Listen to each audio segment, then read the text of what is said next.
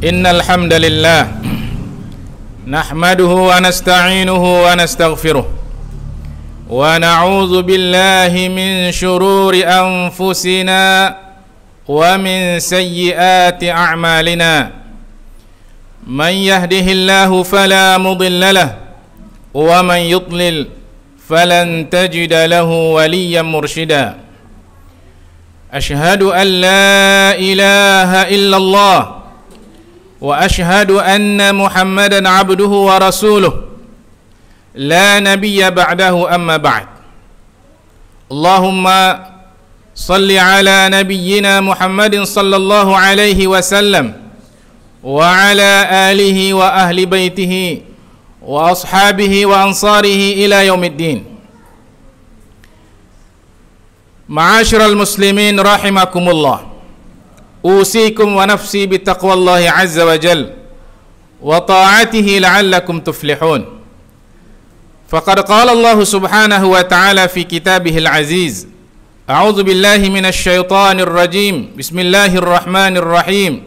Ya ayyuhalladzina amanu taqullaha haqqa tuqatih wa la tamutunna illa wa antum muslimun.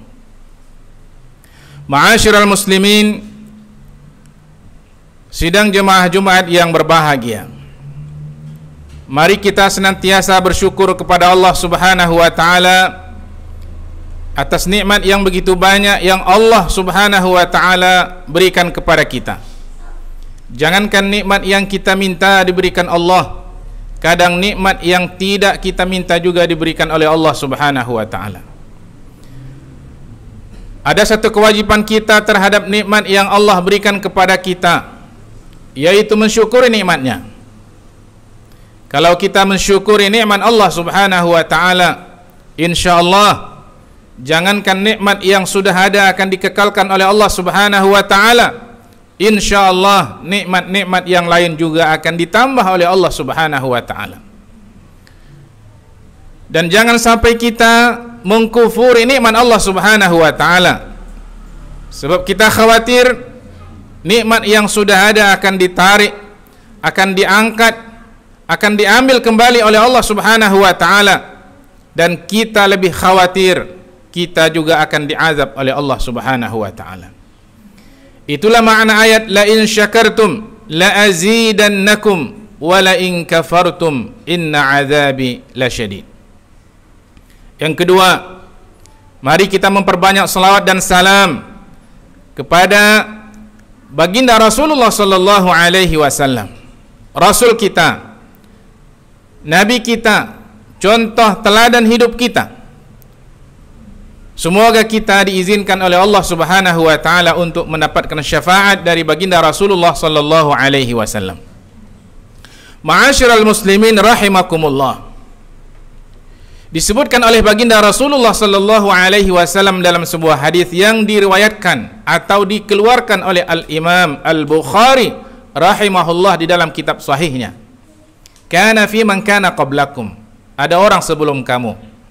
Kata baginda Rasulullah sallallahu alaihi wasallam, qad qatala 99, yang telah membunuh 99 orang. Sebelum kita itu adalah kalangan Bani Israel. Kemudian orang yang telah membunuh 99 orang ini ingin bertobat kepada Allah Subhanahu wa taala, dan dia bertanya kepada seorang abid, orang yang ahli ibadah, rajin ibadah tapi tidak punya ilmu. Orang abid itu mengatakan, orang seperti kamu ini sudah tidak ada pintu tobat. Akhirnya dilengkapkannya jadi 100 orang. Dia tanya lagi orang lain, disebutkan oleh baginda Rasulullah sallallahu alaihi wasallam, fa'ata aliman, dia mendatangi orang alim. Kata orang alim itu, la yahulu bainaka wa bainallahi subhanahu wa ta'ala, tidak ada orang yang bisa menghalangimu untuk bertobat kepada Allah Subhanahu wa ta'ala. Tapi ada satu syarat, jika kamu ingin betul-betul memperbaiki diri, bertobat kepada Allah Subhanahu wa ta'ala, apa itu? Kamu harus tinggalkan kampungmu, menuju kampung sana. Kenapa? kamu jadi jahat seperti ini, itu adalah karena pengaruh orang-orang yang ada di kampungmu. Inna qaumaka qaumu su'in, sesungguhnya orang-orang yang ada di kampungmu itu adalah perangainya jelek semuanya. Kamu terpengaruh oleh mereka. Kalau kamu ingin memperbaiki diri, pergilah pindah ke kampung sana. Di sana orangnya soleh-soleh, orangnya baik-baik, kondusif untukmu memperbaiki diri.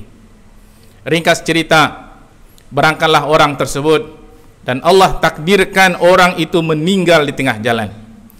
Fakhtasamat malaikatul azab wa malaikatur rahmah. Kemudian kata baginda Rasulullah sallallahu alaihi wasallam, berselisih antara malaikat rahmat dengan malaikat azab.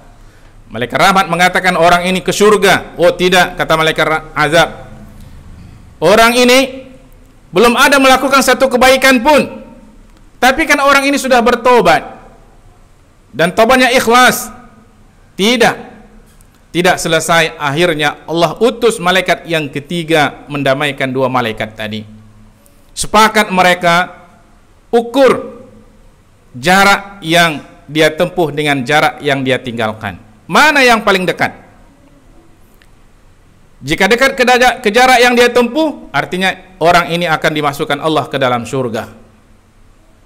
Saudara-saudara sekalian, disebutkan oleh baginda Rasulullah sallallahu alaihi wasallam di riwayat yang lain, Allah perintahkan kampung yang dia tuju untuk mendekat ke jasad orang tadi, dan Allah perintahkan kampung yang dia tinggalkan untuk menjauh dari jasad orang tadi.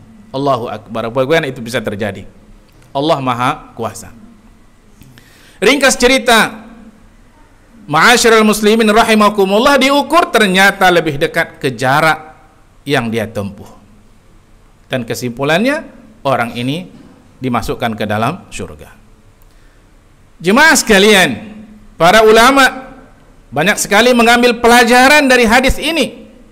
Tapi pada khutbah yang ringkas ini, kita ingin mengambil satu pelajaran saja dari hadis ini. Apa pelajaran itu, jemaah sekalian?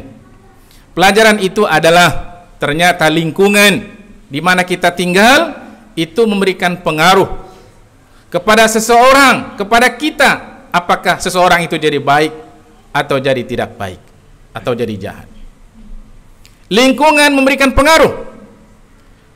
Bukankah juga baginda Rasulullah sallallahu alaihi wasallam menyebutkan dalam sebuah hadis yang diriwayatkan oleh Al-Imam Al-Bukhari dalam kitab sahihnya, "Ma min mauludin illa yuladu 'alal fitrah." Tidak ada seorang anak yang dilahirkan kecuali dilahirkan dalam keadaan fitrah. Fa abawahu yuhawwidanihi aw yunassiranihi aw yumajjisanihi. Maka kedua ibu bapaknya lah yang menjadikan anak itu jadi Yahudi, Nasrani atau Majusi. Orang tua adalah lingkungan yang paling dekat kepada anak. Dan memang kalau kita lihat, jemaah sekalian, di sebuah keluarga, jika orang tuanya rajin salat, ibu bapaknya rajin salat, ketika azan, anak yang belum faham karena melihat orang tuanya rajin salat, maka anak itu akan mengambil sajadah, dibentangkannya di hadapan orang tuanya. Tapi orang tua yang rajin, yang jarang salat, ketika azan disuruh anaknya sholat, anaknya akan bilang, bapak aja nggak sholat. Saudara-saudara sekalian, lingkungan memberikan pengaruh kepada perkembangan seseorang. Nah, sekarang ada pepatah Arab mengatakan, al-jiranu qabla ad-dar. Kalau kita cari rumah, apa yang pertama kita cari? Apakah yang kita cari rumah atau yang kita cari jiran? Pepatah Arab mengatakan al-jiranu qabla ad-dar. Cari jiran dahulu sebelum cari rumah. Jiran itu ukurannya 40 rumah ke depan, 40 rumah ke belakang, 40 rumah ke kanan dan ke kiri. Sekarang jemaah sekalian, di mana di kota Medan ini yang bisa kita cari jiran 40 ke depan, ke belakang, kiri, kanan, orang soleh semuanya? Nggak ada. Syibhul mustahil, kayaknya mustahil kita akan mendapatkan lingkungan seperti ini. Itu pilihan pertama. Tapi kalau kita tidak ketemu lingkungan yang baik, maka pindah kepada pilihan kedua, kita harus menciptakan lingkungan yang baik. Makanya Al-Imam Syafi'i rahimahullah ketika ditanya tentang fadilah surah Al-Asr, apa kata Al-Imam Syafi'i? Sekiranya Allah Subhanahu wa taala tidak menurunkan surah-surah yang lain, cukup surah Al-Asri. Sungguh kata Al-Imam Syafi'i, lakafat, sungguh sudah cukup surah Al-Asri itu menjadi panduan bagi umat manusia agar dia bisa selamat dunia dan akhirat. Mari kita lihat pesan Allah Subhanahu wa taala di dalam surah Al-Asr agar tidak termasuk orang yang merugi. A'udzubillahi minasyaitonir rajim. Wal 'asri, demi masa. Innal insana lafi khusrin, sungguh manusia berada dalam kerugian. Illal ladzina amanu wa 'amilus shalihat, kecuali orang-orang yang beriman dan beramal soleh. Seorang suami yang beriman, mantap imannya, melakukan amal soleh, mantap amal solehnya.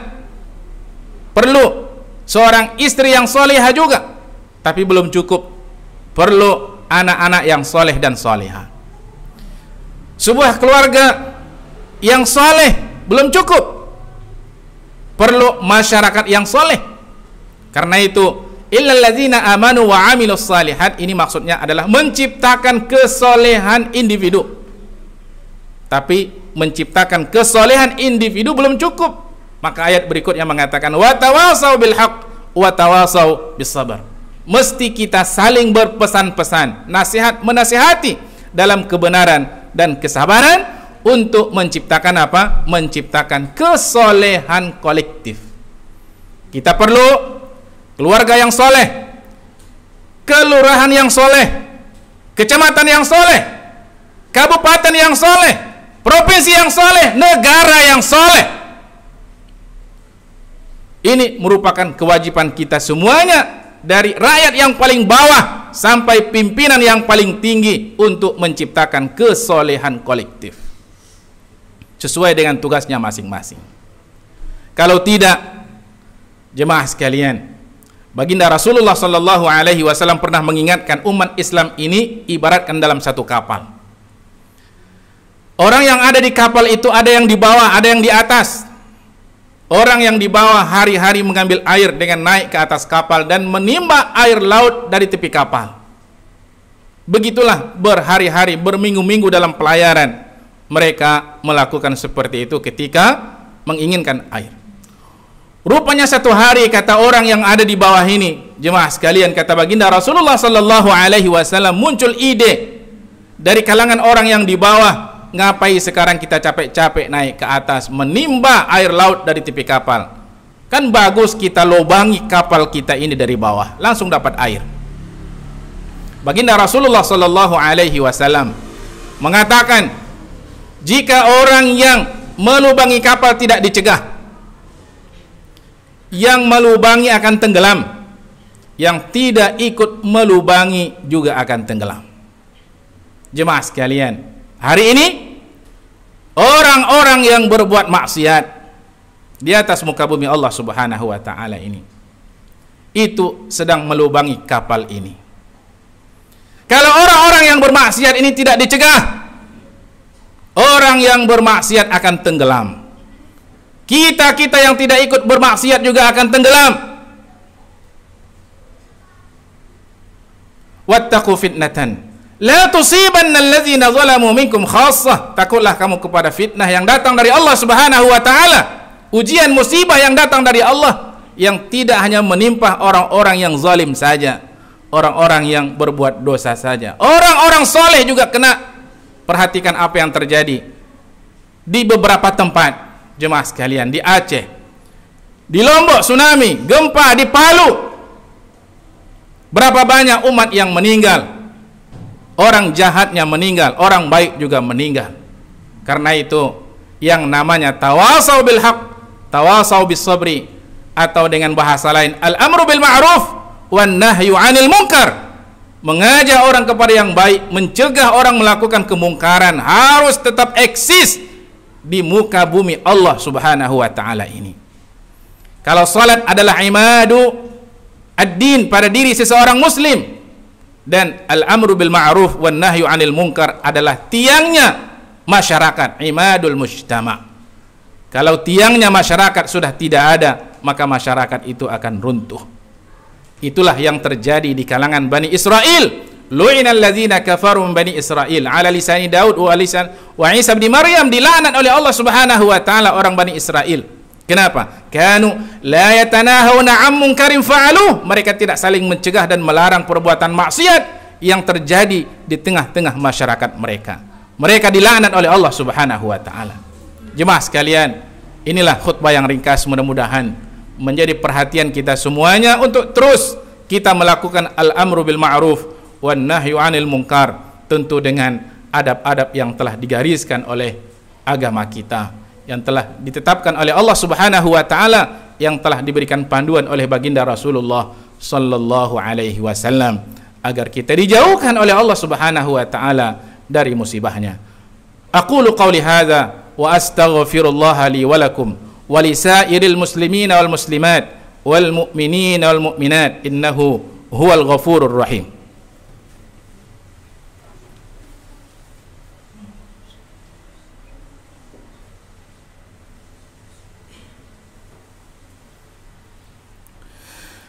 Alhamdulillah wassalatu wassalamu ala Rasulillah wa ala alihi wa sahbihi wa man wala. Allahumma salli ala sayyidina Muhammadin wa ala ali sayyidina Muhammad. I'lamu anna Allah amarakum bi amrin bada fihi bi nafsihi wa thanna bi malaikatihi al-musabbihati bi qudsih. Faqala ta'ala wa lam yazal qailan 'alima Inna Allah wa malaikatahu yusalluna 'alan nabi ya ayyuhalladzina amanu sallu 'alaihi wa sallimu taslima. Allahumma salli 'ala nabiyyina Muhammadin sallallahu alaihi wasallam wa 'ala alihi wa ahli baitihi ajma'in. Jemaah sekalian, mari kita berdoa kepada Allah Subhanahu wa taala. Mudah-mudahan disebutkan oleh baginda Rasulullah sallallahu alaihi wasallam, pada hari Jumat ini ada satu saat yang kalau kita berdoa kepada Allah Subhanahu wa taala akan diijabah oleh Allah Subhanahu wa taala. Allahumma ighfir lil muslimina wal muslimat wal mu'minina wal mu'minat al ahya'i minhum wal amwat innaka sami'un qaribun mujibud da'awat wa ya qadhiyal hajat. Allahumma habib ilaina al iman wa zayyinhu fi qulubina wa karrih ilaina al kufra wal fusuqa wal 'isyan waj'alna minar rasyidin. Allahumma inna nas'aluka al-huda wat-tuqa wal-'afafa wal-ghina. Allahumma irfa' 'anna al-ghalaa'a wal-wabaa'a wal-fahshaa'a wal-munkar was-suyufa al-mukhtalifata wash-shadaa'id wal-mihan wal-fitan ma dhahara minha wa ma batan min baladina hadha khassah wa min biladil muslimina 'ammah innaka 'ala kulli shay'in qadir. Rabbana atina fid dunya hasanah وفي الآخرة حسنة وقنا عذاب النار. عباد الله إن الله يأمر بالعدل والإحسان وإيتاء ذي القربى وينهى عن الفحشاء والمنكر والبغي يعظكم لعلكم تذكرون فاذكروا الله العظيم الجليل يذكركم واسألوه من فضله يعطكم ولذكر الله أكبر والله يعلم ما تصنعون. أقم الصلاة.